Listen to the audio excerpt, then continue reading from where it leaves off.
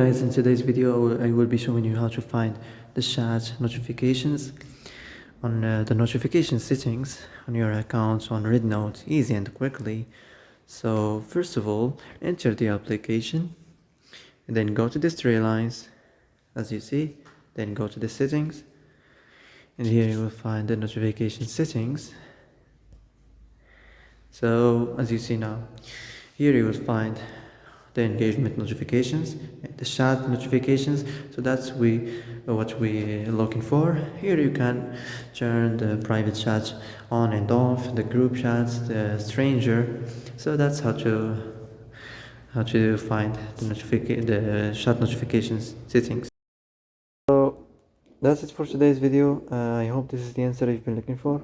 If you like this video, don't forget to like and subscribe, and see you in the next video.